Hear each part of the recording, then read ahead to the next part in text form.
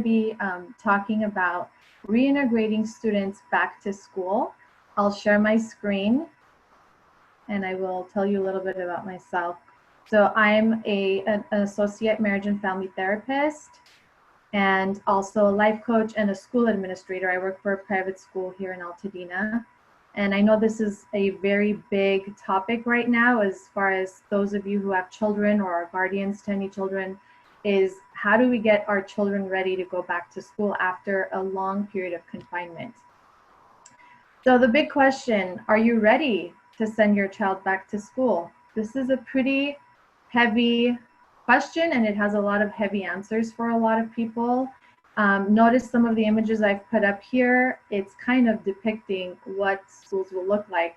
In my presentation today, there are a lot of visuals, and being in the school sector personally, I can tell you firsthand that there's a lot of planning and implementation going on behind the scenes that a lot of parents are eager to know about. It's just an evolving door at this time. But I'm hoping that the information I share with you today will be somewhat helpful in guiding your child if you are ready to send them back. So firstly, I want to talk about during this time of stress, what happens to a child's brain. So the prefrontal cortex, which is located right above our forehead here, is our judgment center. It's our learning and thinking center of our brain. So for children who experience stress as they have been, as we all have been, so there's a fight, flight, or freeze response. And some of you may have heard of flight and fight, but maybe not freeze, so I'll explain a little bit. So when we have a stress that happens, immediately our prefrontal cortex starts sending messages to different parts of our brain. I'm not going to get too scientific right now, but essentially it shoots a message and our body and our limbic system takes over. So for children, if they are in a high stress and anxious situation, usually their brain will go into either a flight mode, which is I'm going to escape the situation. I might go more internalized, or fight it through, which is I'm just going to tackle this firsthand and just keep powering through. And lastly, freeze, which is that shock factor. So suddenly they might shut down completely and literally freeze in that stressor situation. So what's important here is that a compassionate, informed response can help guide that child from a survival mode to a self-protection mode to a more relaxed, comfortable state where their brain can do the responsible thing in making those decisions to help them be successful. So as parents, you want to listen and understand your child, which is a more effective response than immediately offering a solution, kind of like disregarding what they're going through and just saying, well, this is what we'll do. It's fine. You'll get over it. So you want to confirm that you've heard them. This is really key. You want to legitimize their valid concerns. So validate that their concern is real and evaluate the whole picture of what they're dealing with. Literally rephrase what they said to kind of have that whole picture mentality. And then finally respond with advice. And you can make that a partnership. It doesn't have to be the advice coming just from you. If they're old enough and age appropriate, you can certainly come up with those solutions together. So stronger together is definitely the key. There's a wonderful guidebook for the safe reopening of California's public schools. Please note that private schools and public schools operate a little differently. Private schools have a little bit more flexibility in some of their operations. They still have to stick to state and public health department guidelines. However, there's a little bit more leeway as far as how those operations may take place. So this particular guide, which I have a link to at the bottom, the cde.ca.gov, has an overall kind of guidebook on what that resource looks like, the information that the public school systems are using to safely reopen. So it's a pretty large handbook, and you're welcome to take a look at the site and get more information. It's a nice resource to have. So what's new? I can kind of now show you some of the changes that are expected. I think one of the more important things with children is that the more transparent we can be with them and telling them this is kind of what you can expect, at least visually and mentally, they're preparing. They're not just being thrown in without any kind of updates as far as what's changed. So children have been home. We've all been home with them, but they haven't seen what their school may look like. A lot of children are not in summer camps yet. I personally am working at a school where summer camp is operating, so I can kind of tell you what some of those changes look like. So firstly, face coverings are most likely going to be recommended across the board for schools. Staff and students will be wearing face coverings. Physical barriers will be in place to keep them at least socially distant. Arrival time will look different. Visitors will not have access unless absolutely necessary.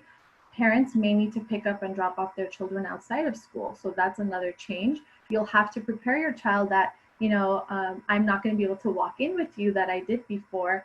Staggered arrival and departure times to prevent large gatherings of people at the same time. Sanitization is going to be highly increased. Schools are following disinfection guidelines. Some of their custodial services are even having additional training and certification on higher levels of sanitization for the schools. The staff is going to be guiding children in frequent hand washing once they enter the school, before snack, after recess, before lunch, after nap, before snack, and then after school again. So there's going to be a lot of hand washing. Limited sharing of supplies. So children will probably have their own containers and not be sharing with students in a group setting. So there's a lot of changes in that regard as well. Precaution. So don't attend school if there is a temperature above 100.4 or any symptoms of illness. Staff will be pretty strict with these policies, and it's probably safer not to send your child to school if you're feeling that they're just not feeling well that day. And it doesn't have to be a fever for them not to go to school. Maybe they're having a bad stomach ache. Maybe they're having some breathing or cough or dry cough, something that looks like allergies. But again, because COVID is something that is so uncertain with the way it's changing and presenting itself with symptoms, I think it's better safe than sorry to just keep your child home for a couple days to see how their symptoms manifest. Social distancing strategies, they will certainly be in place. And again, it may differ depending on the school. Desks will be 6 feet apart if possible within the capacity of the classroom space. There will be marks across the grounds of the school to keep students at a safe proximity from one another. Staggered recess, lunch, and transition times, another topic of conversation to have with your child. You may not be able to see your friends from other grade levels. Schools are going to try to keep the classrooms in little cohorts or families and not mixing with other classes throughout the day. Smaller ratios, so maybe their class will be split into multiple classes, therefore they may not be with their friends. So these are all conversations to start having as far as possible expectations, as well as block scheduling.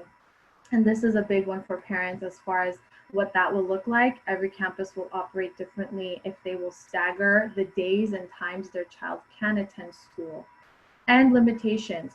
So not all the extracurricular activities the school hosted before may be able to host. Most definitely, the sports will be limited, and field trips, dances, school assemblies, and events will most likely be canceled. The other factor too is after school care. So a lot of schools provide an after-school care program that may not be offered anymore due to the factor of children mixing together in that one program or one classroom. So let's look at some visuals. Arrival time. Your student will most likely be waiting in line, again, socially distant. There will be physical barriers in place such as cones, tables, tape, different kinds of visuals in that regard. So again, you can pull up these images and show your child as a way to prepare them. This is what it might look like. So you may not be going up to your friends side by side waiting with them. Screening will most definitely take place. So temperature screening at the minimum. Children, again, wearing face coverings. Some schools don't require face coverings for certain ages. At our school, below the age of 3, they are not required. However, above the age of 3, they are required as much as physically possible. So you can check with your school on those particular guidelines. The structure will be different. There will be a few format options available for parents to select from. Our school, for example, will offer a full online distance learning program or fully live classroom setting or a hybrid program. There will be 3 different options parents can choose from. And again, that will be based on a capacity. So they're not going to overfill on every single type of format. The ratios will be smaller, so keep that in mind. And again, the layout will look very different. So where once before your child may have shared a desk in a group setting or had a classmate right next to them, it's now going to be physically distant, again, based on the space capacity within the classroom.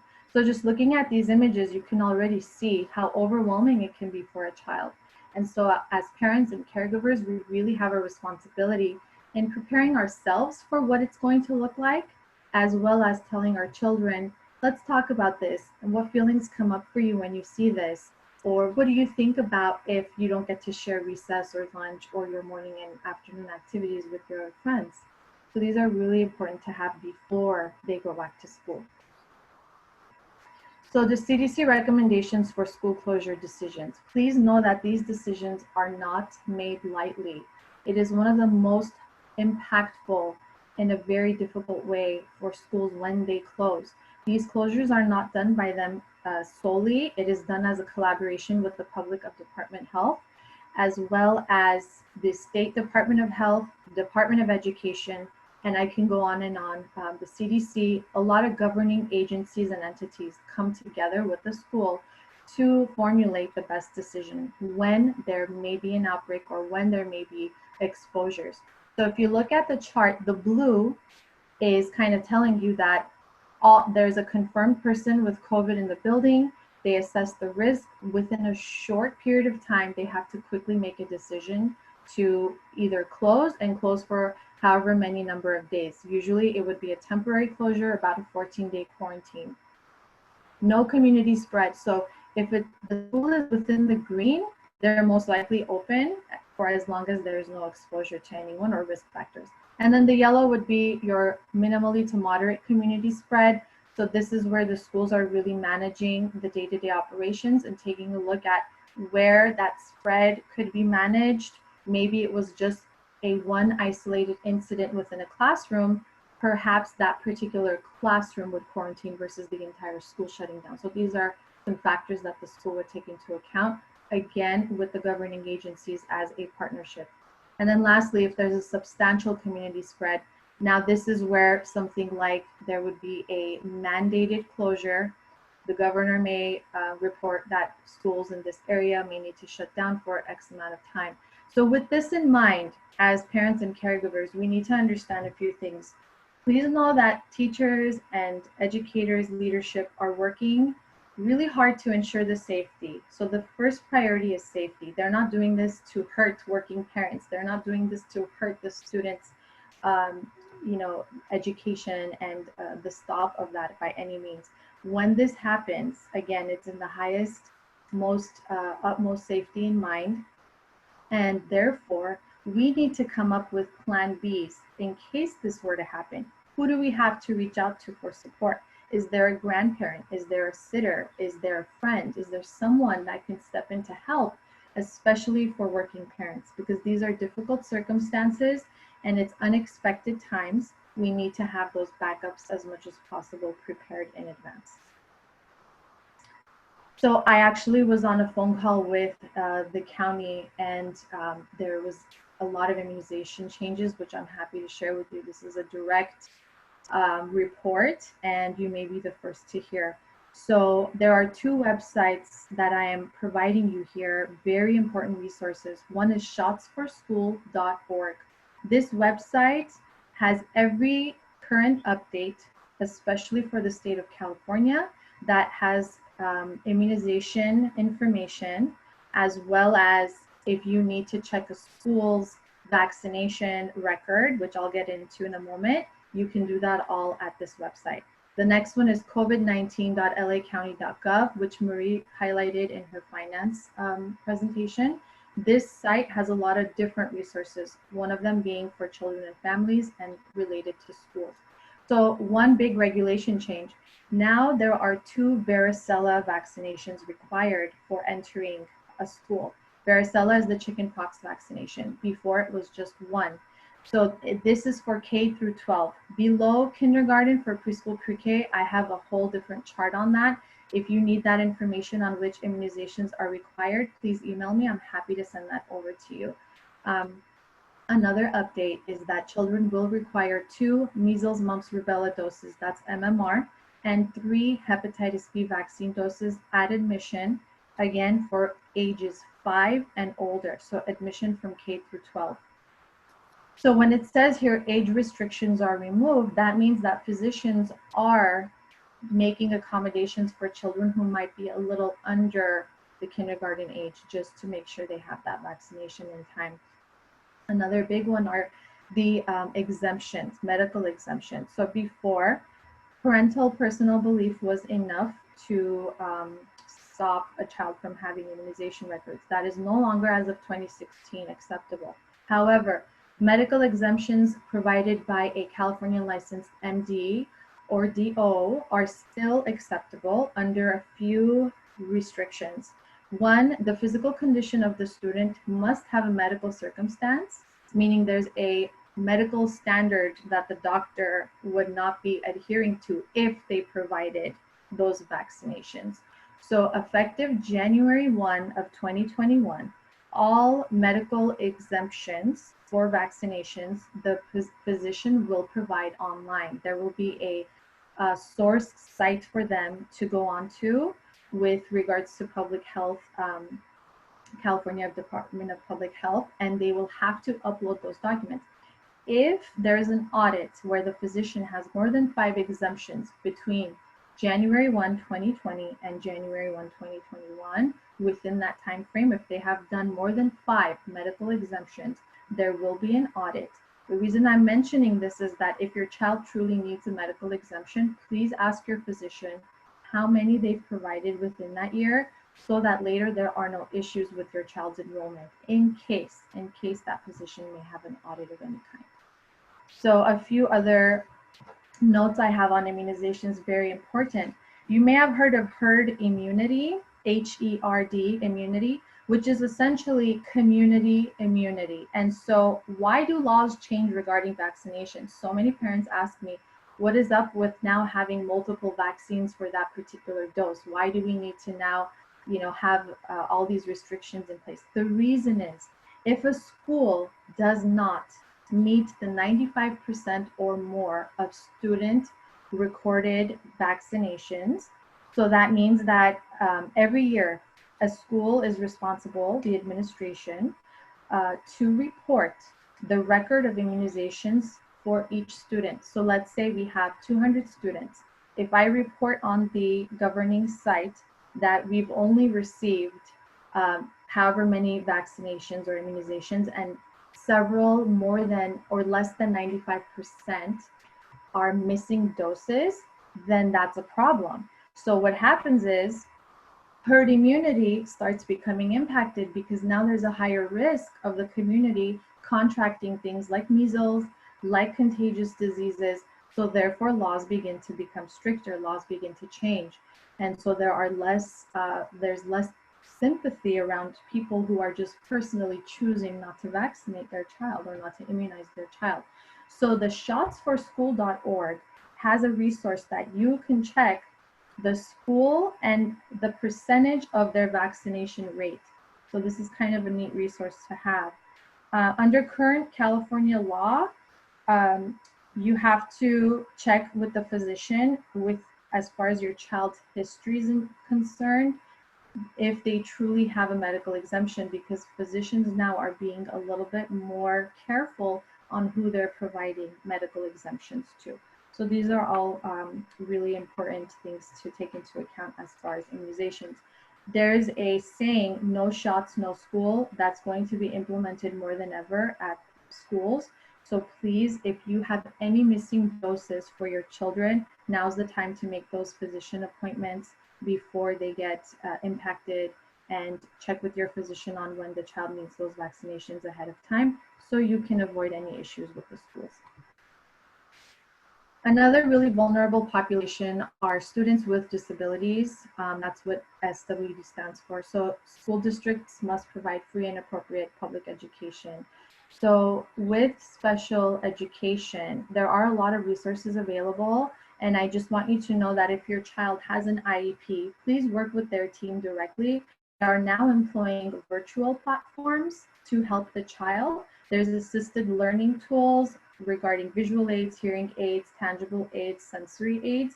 And if your child needs a shadow or behavior aid in the classroom, again, check with your insurance, check with their behavior agency if you have one, and find out what the plan is in returning back to school. Every agency is kind of operating a little differently regarding working with students with disabilities, again, to have their safety in mind. So this population should not be overlooked. I think that there are a lot of disability related modifications that can be in place. It's just that as parents and caregivers, we need to really tap into those resources to make sure we're giving our child the best one. And there are laws surrounding the disability population, especially for students. The Department of Education is one very large resource. So I think teachers and parents need to be a really good team in providing those resources for their children. So as a processing tool, talking to our children, number one, as I mentioned before, prepare. Preparation is key to really help our children feel ready and to help activate that success for them before they even get to school. So when students feel disconnected, meaning they're already disconnected somewhat from all this confinement they've experienced, but it undermines their success, it undermines their motivation to be successful. So we have to be as transparent as possible, as realistic as possible, and provide them those resources that will help them be successful. Even if it means talking to them about having a face covering on at school. If there are no policies around having graphics on the face covering, maybe you choose one of their favorite characters so that it helps them keep it on. So those are just a couple of ideas. Communicate, very important. Let them know about the changes that will take place. So you already have a few ideas now that I've shared, but keep researching, keep checking on those sites, and keep checking with your local schools and groups to make sure that you have all the most current information. It is changing, so just make sure that you're in touch with all those necessary people in the community. Finally, validate the challenges and emotions your child is experiencing. Be a sounding board for them, and that you are experiencing a lot of feelings too. It's okay to talk about our own feelings with our children and saying, you know what, this has been hard for me too. I can only imagine what it's like for you. And humanize their experience. Let them know that they are not facing this alone. Lastly, I want to thank you for being attentive to the presentation. You can find me at Angie_therapy for my Instagram, or email me at angiemotivates@gmail.com if you require any more information. I hope this was helpful for you in navigating your child back to school.